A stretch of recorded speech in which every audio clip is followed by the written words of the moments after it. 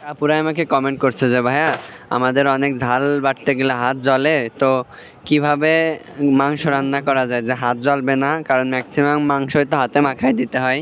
তো সেই আপুদের জন্য আমি আজকে সুন্দর একটা রেসিপি নিয়ে চলে আসছি মাংস রান্নার, যে হাত দেয়াই লাগবে না ঝালে। ঠিক আছে, হাত দেয়াই লাগবে না ঝালে, একদম ঝাল মুক্ত হাত নিয়ে রান্না করে বেরোয় চলে আসবেন রান্নাঘর থেকে। সেটা কিভাবে জানেন? এই যে শুকনা মরিচ দিতে হচ্ছে গরুর মাংসে, আর শুকনা মরিচটা না দিলে তো অত কালার হয় না। তবে আমি শুকনা মরিচটা ফেড়ে ভিজায় রাখছি, এটা কিন্তু আজকে পাটায় বাটবো না। পাটায় বাটলে যতই সাবধানে আপনি ঝালগুলা উঠান, হাতে কিন্তু লেগে যায় এবং জ্বলাজ্বলি শুরু হয়ে যায়, কারণ হাতে ফুটা ফুটা লাগে, তাতেও জ্বলে, অনেক অনেক কষ্ট হয় আপুদের, কারণ আপুদের নরম কোমল হাত, ঝাল লাগলে তো জ্বলবেই।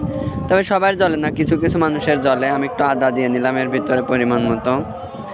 আজকে কিন্তু আমি মরিচটা না বেটেই দিব মাংসের ভিতরে। সেটা কিভাবে জানেন? আমি আগে হচ্ছে সব আদা, রসুন এবং পেঁয়াজ বেটে নিব, আর এলাচ বেটে নিব, আর দালচিনিটা আমি হচ্ছে আস্তে আস্তে দিব। তো আগে দেখতে পারতেছেন মাংসটা কিন্তু একবার ধুয়ে নিয়েছিলাম আমি আগে থেকে আপনাদের দেখানোর আগে। তারপর আবার ধুয়ে চিপে চিপে উঠবা, যেহেতু আমি এটা হচ্ছে হাতে মাখায় রান্না করব।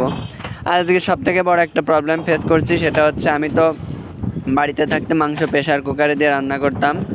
তো আমার তো এখানে প্রেশার কুকার নাই, আর বাড়িওয়ালা আন্টিদেরও আছে বড় একটা। এখন ওইটা যদি ঢালি তাহলে সব তো প্রেশার কুকারে মেখে থাকবে না, আমার কপালে জুটবে না। এই জন্যই ভাবলাম যে গ্যাসে চড়াবো, আর আমার তো সিলিন্ডার গ্যাস সব তো শেষ হয়ে যাবে না। এই জন্য হচ্ছে বাড়িওয়ালা আন্টিদের লাইনের গ্যাস আন্টিদের চুলায় রান্না করতে দিয়ে আসছিলাম। আমি হাতে মাখাই দিয়ে গোসল করতে চলে আসছিলাম, আন্টি চুলার পর চড়াই দিছিল। তো দেখতে পারতেছেন আগে থেকে বেটে রাখা মশলা, লবণ, হলুদ, আর হচ্ছে ডাল ভেঙে দিছি, তারপর হাত দিয়ে মাখাইছি এটা। আর এই যে মরিচ, আপনাদের যাদের ঝাল লাগার ভয় তাদের জন্য, তারা এটা ভালো করে দেখবেন এবং শেয়ার দিয়ে রেখে দিবেন, কিন্তু যেন অন্য আপুরাও দেখতে পারে যাদের হাতে ঝাল লাগলে প্রবলেম হয়।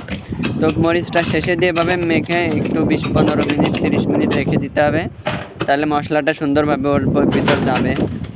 তারপরে যে আমার নোংরা হয়েছিল যে থালাবাটিগুলো মাংস রান্না করতে যেয়ে, এই ফাঁকে ওটা ওইভাবে ঢেকে রেখে আমি হচ্ছে এগুলো পরিষ্কার করে ফেললাম, কারণ আমারই তো কাজ, তাই না? আমি ছাড়া কে গুছাবে?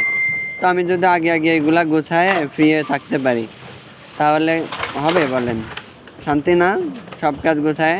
তো ওই পাশ থেকে ওটা মশলা মাখায় রেখে দিয়েছি, এই পাশ থেকে এগুলা গুছায় রাখছি। আমার গামলাটা ভেঙে গেছে।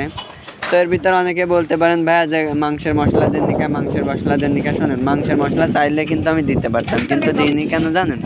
মাংসের মশলাটা আমার নেই, বুঝছেন? এই জন্য দিইনি। তো এটা হচ্ছে ফাইনাল লুক। তবে ঝালটা বেটে দিলে কিন্তু আরও ভালো একটা কালার আসতো। কত সুন্দর হয়েছে দেখছেন, খাইতেও কিন্তু অনেক মজা হয়েছিল।